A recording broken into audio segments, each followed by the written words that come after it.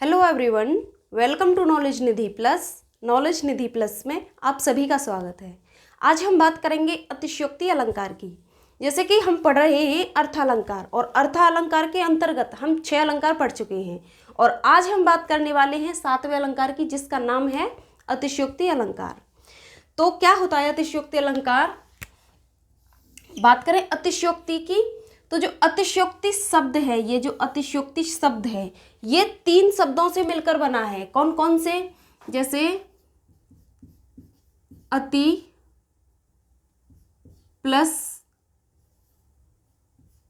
शय प्लस उक्ति।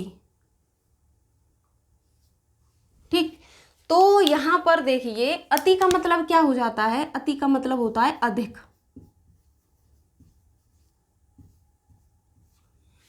शय का मतलब होता है सार, और उक्ति का मतलब होता है बात, या फिर कह सकते हैं आप कथन। तो इस तरह से अतिशय उक्ति यानी अतिशयोक्ति का हम यहाँ पर अर्थ अगर निकालें तो क्या निकलेगा? अधिक सार में, किसी भी कथन को अधिक सार में, यानी किसी कथन को बढ़ा चढ़ाकर जब हम बात करते हैं उसकी, वहाँ होता है अतिशयोक्ति अलंकार। चलिए परिभाषा की बात करेंगे। परिभाषा क्या कहती है इसकी? जहाँ किसी वस्तु, पदार्थ अथवा कथन, या फिर हम कह सकते हैं किसी उपमेय। उपमेय क्या होता है? जिसकी तुलना किसी से की जाए। उपमेय की उपमान में तुलना होती है। तो उपमेय यानी कोई भी वस्तु हो सकती है, पदार्थ हो सकता है, व्यक्ति हो सकता है। तो वहाँ पर उपमेय का वर्णन किस तरीके से होता है? लोक सीमा यानी लिमिट से बाहर। ठीक है, लोक सीमा से बढ़ा चढ़ाकर, जितना होता नहीं है उससे कहीं ज़्यादा, अधिक गुना क्या कर देते हैं? वहाँ पर बढ़ा चढ़ाकर बात कर देते हैं। तो बढ़ा चढ़ाकर किया जाता है, वहाँ होता है अतिशयोक्ति अलंकार।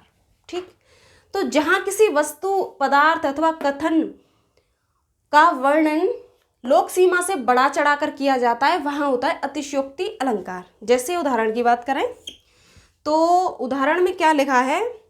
हनुमान की पूंछ में लगन न पाई आग, लंका सिगरी जल गई, गए निशाचर भाग। अब यहाँ पर क्या हो रहा है? यहाँ हो रही है अतिशयोक्ति। वो कैसे?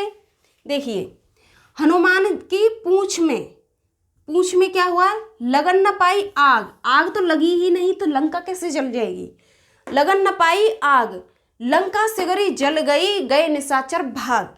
तो लंका तभी तो जलेगी जब हनुमान की पूंछ में आग लगेगी। यहाँ तो आग लगी नहीं पाई है, आग लगी नहीं है, उससे पहले ही लंका जला दी गई। तो यहाँ पर क्या है? बढ़ा चढ़ाकर, कुछ लोक सीमा से अधिक बढ़ा चढ़ाकर बात की जा रही है यहाँ पर। तो यहाँ हो जाएगा अतिशयोक्ति अलंकार। जैसे फिल्मी सॉन्ग होते हैं, गाने होते हैं, तो उनमें भी कहते हैं सोने जैसा रंग चांदी, सोने जैसे बाल चांदी जैसा रंग, चांद सा मुखड़ा, पता नहीं क्या क्या उनको तुलना या उपमा कर दी जाती है। तो वहाँ पर क्या होता है? वहाँ भी अतिशयोक्ति अलंकार होता है। ठीक, तो जैसे दूसरे उदाहरण की बात करें, आगे नदियां पड़ी अपार, घोड़ा कैसे उतरे पार, राणा ने सोचा इस पार, तब तक चेतक था उस पार। चेतक है घोड़े का नाम, राणा प्रताप के घोड़े का नाम था चेतक। तो राणा ने सोचा भी नहीं, राणा ने इस पार सोचा, मतलब सोचने से पहले, और घोड़ा पहुंच गया। तो जो यहाँ पर क्या है? यहाँ पर कोई तुक नहीं लग रहा है। यहाँ पर कहते हैं ना कि बहुत बड़ा चढ़ा करके झूठ बोला जा रहा है। यहाँ पर आगे नदियां पड़ी अपार, घोड़ा कैसे उतरे पार, राणा ने सोचा इस पार। राणा तो सोच ही रहे, जब तक घोड़ा कहाँ पहुंच गया? घोड़ा पहुंच गया उस पार। तो इस तरीके से यहाँ पर क्या है? अतिशयोक्ति होती है। इसी तरह से हो जाता है अतिशयोक्ति अलंकार। जब बढ़ा चढ़ाकर कहते हैं ना, तिल का ताड़ बना देते हैं, तो वहाँ पर हो जाता है अतिशयोक्ति अलंकार। आगे हम बात करेंगे अगले अलंकार की।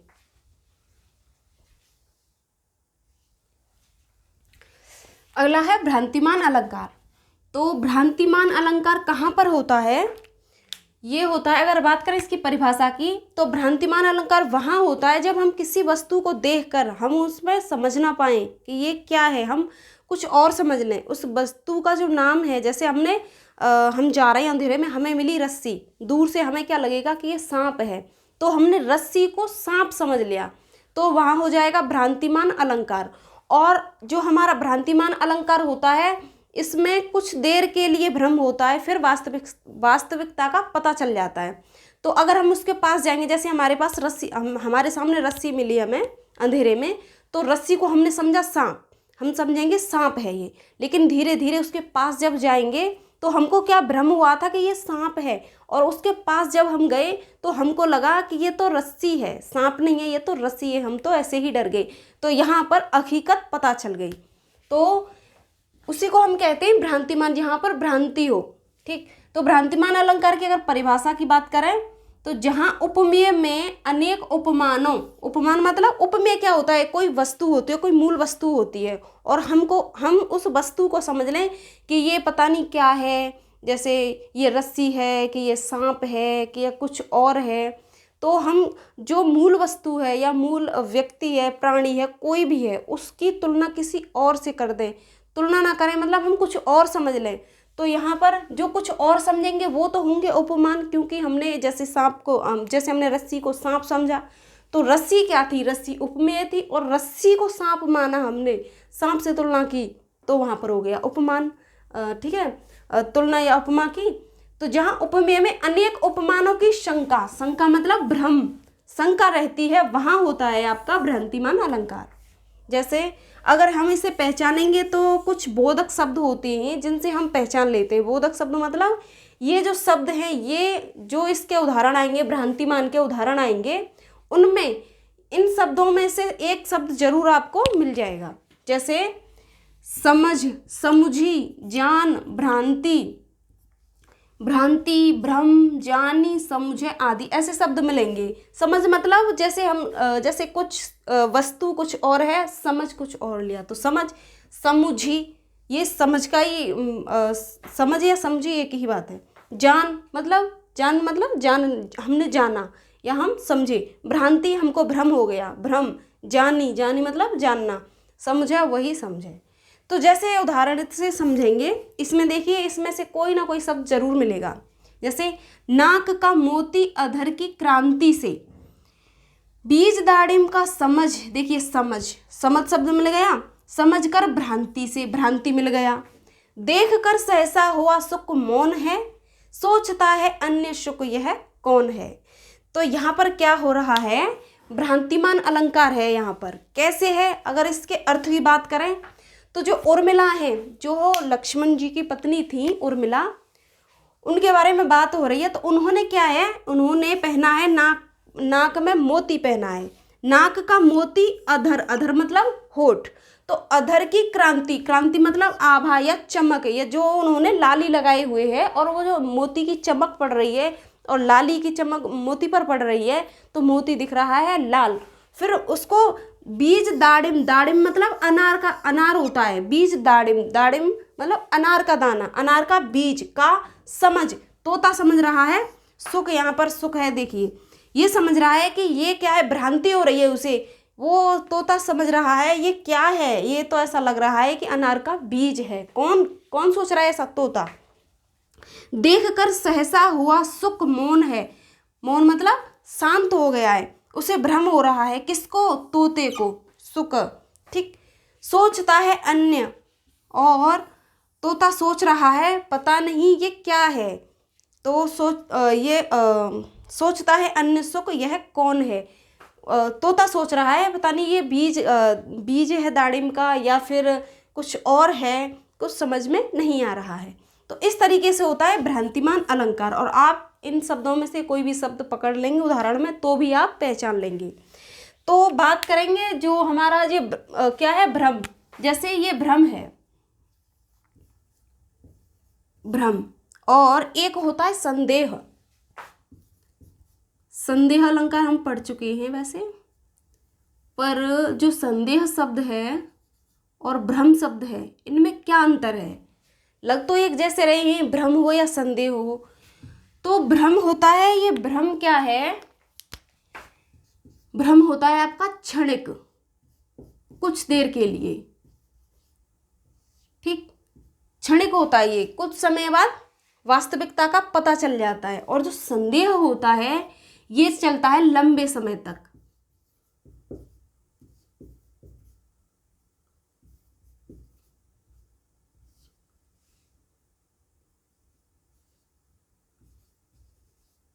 लंबे समय तक चलता है ये, और भ्रम हमारा क्षणिक होता है, कुछ देर में समाप्त हो जाता है।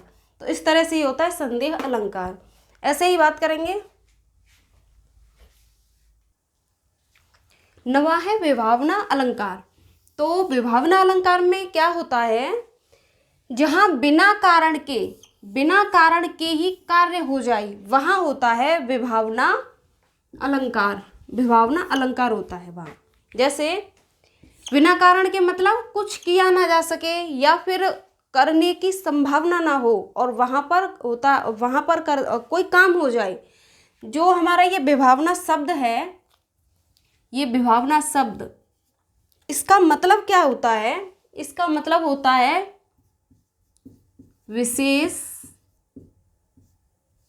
विशेष प्रकार की कल्पना।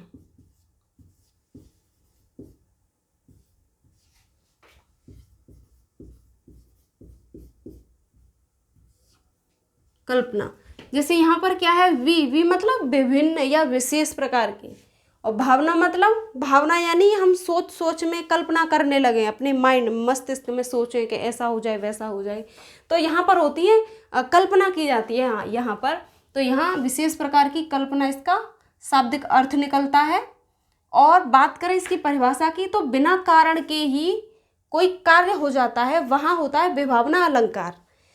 जैसे उदाहरण की बात करें तो उदाहरण से समझ जाएंगे हम। जैसे बिनु पद चले सुनि बिनु काना।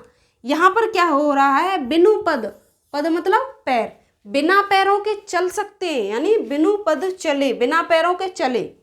सुने बिनु काना, बिन कानों के सुन लिए। जब कान नहीं होंगे तो कैसे सुन लेंगे, और जब हमारे पैर नहीं होंगे तो हम कैसे चल लेंगे।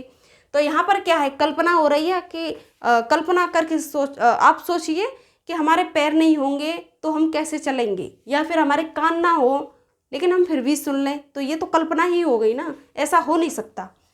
कर बिनु करम, बिना काम करे, कर बिनु करम करे विधि नाना। ये कह रहे हैं कि कोई काम ना करना पड़े और हमारे सारे विधि विधान यानी जो हम चाहते हैं वो सब कुछ हो जाए। तो बिना कुछ किए कुछ होता ही नहीं। जैसे कहते हैं ना, बिन कुछ किए बिना ही जय जयकार नहीं होती, कोशिश करने वालों की कभी हार नहीं होती। तो कुछ किए बिना, तो यहाँ पर क्या हो रहा है, कर बिनु कर्म। जब हम काम ही नहीं करेंगे, कुछ कर्म ही नहीं करेंगे, तो हमारा क्या होगा, हमारा कोई भी काम सफल नहीं होगा। आनन रहित, आनन मतलब सिर, आनन रहित, सिर है ही नहीं, रहित मतलब है ही नहीं, बिना सिर के।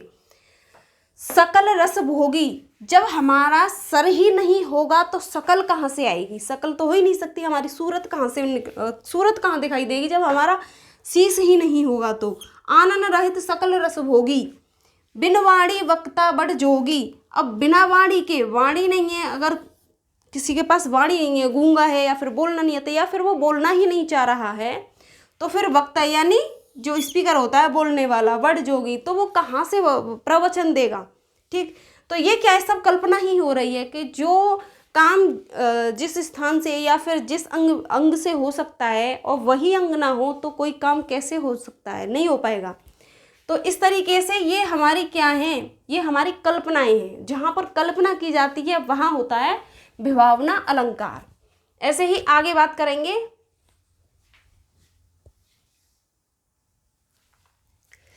दसवां है अन्योक्ति अलंकार। अन्योक्ति अलंकार का मतलब क्या है, अगर बात करें अन्योक्ति की तो यहाँ पर कह सकते हैं हम अन्य प्लस उक्ति, यानी अन्य के ऊपर कहकर, यानी कह सकते हैं किसी पर, जैसे हम कहें अन्योक्ति का मतलब सीधी भाषा में कह सकते हैं हम ताना मारना। अब ताना मारना क्या होता है ये तो सभी जानते हैं। अन्य उक्ति, हमें कोई उक्ति मतलब बात या कथन, बात, अगर हमको कोई बात कहनी है और वह बात हम सीधे जो व्यक्ति होगा जिसके लिए वो बात होगी उससे हम नहीं कहेंगे, लेकिन उसकी बात को हम किसी और पर रख के या फिर किसी और को उसका जो मीडिएटर बना के या फिर हम उससे कह के कहेंगे हम अन्य व्यक्ति से और समझ जाएगा वो कि ये मेरे से ही कहा जा रहा है। तो ताना मारना तो आप सभी जानते होंगे। गांव में कुछ ऐसा होता है, जब औरतें लड़ती हैं तो किसी की बात किसी पर रख के कहती हैं, और जिससे वो बात कही जाती है वो औरत या जो भी है वो महिला खुद समझ जाती है कि ये बात इस पर रख कर मेरे से कही जा रही है। तो वहाँ होता है अन्योक्ति अलंकार। तो अन्योक्ति मतलब किसी अन्य के ऊपर बात रख के और किसी दूसरे व्यक्ति से बात कहना। तो बात करेंगे इसकी परिभाषा की। जहाँ अप्रस्तुत के द्वारा प्रस्तुत का व्यंग्यात्मक कथन किया जाए वहाँ पर अन्योक्ति अलंकार होता है।